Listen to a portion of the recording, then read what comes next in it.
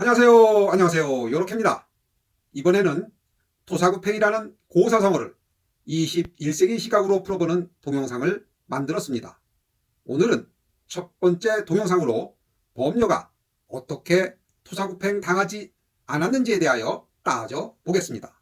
먼저 사전에서 토사구팽을 찾아보면 토끼가 죽으면 토끼를 잡던 사냥개가 필요 없게 되어 주인이 삶아 먹는다 라는 뜻으로 필요할 때는 쓰고 필요 없을 때는 버리는 경우를 이르는 말이라고 되어 있습니다.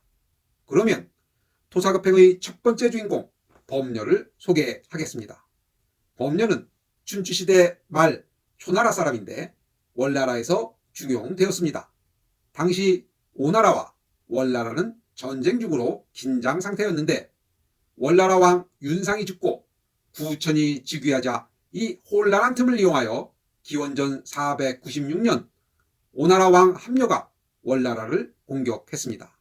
이때 월나라 범녀가 죽음을 두려워하지 않는 수십 명으로 결사대를 조직하여 오나라 군대를 맞이하는 최전선에 배치하였습니다.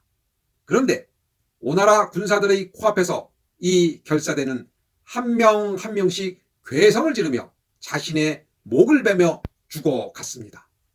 오나라 군사들은 눈앞에 벌어지는 믿을 수 없는 이 기괴한 장면을 보고 공포에 질려 몸이 완전히 얼어붙어 버렸습니다. 오나라 군사들이 정신 나간 틈을 이용하여 월나라 군대는 오나라 군대를 기습 공격하여 대승을 거둡니다. 오왕 함녀는 이때 부상당한 것이 악화되어 죽음을 기다리고 있었습니다. 함녀는 죽기 직전에 아들 부차에게 복수를 당부합니다. 그래서 부차는 와신 상담을 하게 되지요. 와신 상담에 대하여 자세한 내용을 알고 싶은 분은 요렇게 TV 동영상 미인계 1편을 시청해 주시기 바랍니다.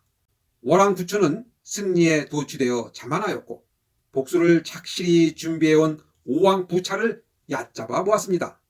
그래서 월왕구천은 범녀의 충고도 듣지 않고 오나라를 무리하게 공격하는 악수를 둡니다.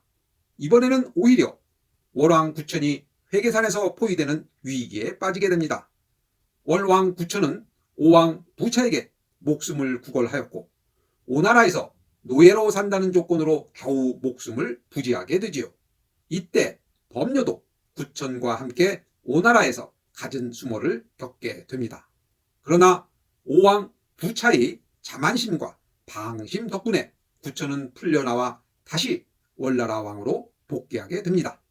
그리고 구천은 와신상담, 즉 복수를 준비합니다. 오나라의 국력이 점점 기울어가자 승리를 확신한 범녀는 전쟁을 건의합니다.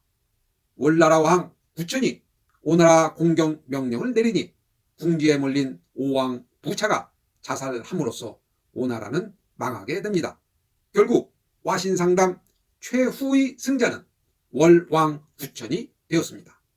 월나라 승리 1등 공신은 당연히 범녀이죠.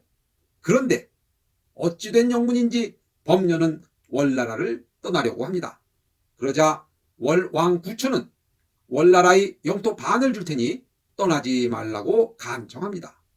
범녀가 말을 듣지 않고 떠나려 하자 월왕 구천은 범녀의 목숨을 거두겠다고 협박까지 합니다. 그러나 범녀는 월왕 구천의 회유와 협박에도 불구하고 월나라를 떠났습니다. 범녀는 자신의 신분을 숨기기 위하여 제나라에서는 치자피라는 이름을, 도나라 땅으로 이사해서는 주공이라는 이름을 사용했습니다. 범녀는 19년 동안 큰 돈을 3번 벌었고 그 번 돈을 주위 사람에게 모두 나누어 주었습니다. 2000년대 초반 중국에서는 후진타오 집권 시에 화해 사회를 강조하면서 범녀의 나눔 정신을 선전하였지요. 국가가 주도해서 강제적으로 개인의 재산을 나누어 주려고 했던 것이었지요. 그러나 원하는 성과를 거두지 못했습니다. 공산주의 국가의 지도자들이 기부의 자발성과 따뜻한 마음을 이해하지 못한 결과였습니다. 자, 이제 마무리할 때가 되었습니다. 범녀는 어떻게 토사구팽 당하지 않았을까요? 토사구팽 당하기 전에 구천의 곁을 떠났기 때문입니다. 그러면 왜 구천의 곁을 떠났을까요? 신뢰가 없기 때문입니다. 구천이 범녀 자신을 토사구팽시키지 않는다는 신뢰가 없었기 때문입니다. 오늘 방송은 여기까지 하겠습니다. 다음 동영상에서는 문종 왜 토사구팽 당했나에 대하여 따져보도록 하겠습니다. 오늘 방송 재밌고 유익했으면 구독 버튼, 좋아요 버튼 꾹꾹 눌러주세요. 감사합니다. 요렇게였습니다.